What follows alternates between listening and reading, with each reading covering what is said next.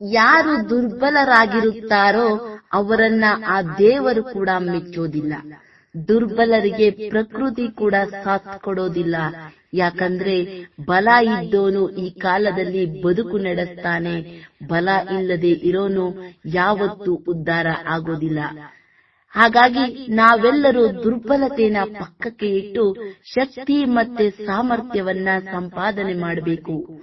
ಬಾಯಿ ಇದ್ದವನು ಬರಗಾಲದಲ್ಲಿ ಬದುಕಿದ ಎನ್ನುವ ಮಾತು ಕೇಳಿರ್ತೀರಾ. ಆ ಮಾತು ಖಂಡಿತವಾಗ್ಲೂ ನಿಜಾನೇ. ಶಕ್ತಿ ಸಾಮರ್ಥ್ಯ ಇರೋನು ಮಾತ್ರ ಯಾವತ್ತೂ ಬಾಯಿ ಬಿಟ್ಟು ಮಾತಾಡ್ತಾನೆ ಮತ್ತು ಕುಶಲತೆಯಿಂದ ವ್ಯವಹಾರ ಮಾಡ್ತಾನೆ. ದುರ್ಬಲರಾಗಿರುವವರಿಗೆ ಈ ಪ್ರಪಂಚದಲ್ಲಿ ಯಾವತ್ತೂ ಸ್ಥಾನಮಾನ ಇಲ್ಲ. ಹಾಗಾಗಿ ದೈಹಿಕ, ಮಾನಸಿಕ, ಆರ್ಥಿಕ, ಸಾಮಾಜಿಕ ಬಲ ಈಗಿನ ಕಾಲದಲ್ಲಿ ಇರಲೇಬೇಕು. ಬಲ ಇರೋನು ಮಾತ್ರ ನಾಯಕ ಅನಿಸ್ಕೊಳ್ತಾನೆ ಹಾಗೂ ಮೊದಲನೆಯ ಸ್ಥಾನದಲ್ಲಿ ಇರ್ತಾನೆ ಅನ್ನೋದನ್ನ ಮರಿಬೇಡಿ. ವಿಡಿಯೋ ಇಷ್ಟ ಆಗಿದ್ರೆ ಒಂದು ಲೈಕ್ ಮಾಡಿ ಹಾಗೂ ಸಬ್ಸ್ಕ್ರೈಬ್ ಮಾಡ್ಕೊಳ್ಳೋದನ್ನ ಮರಿಬೇಡಿ.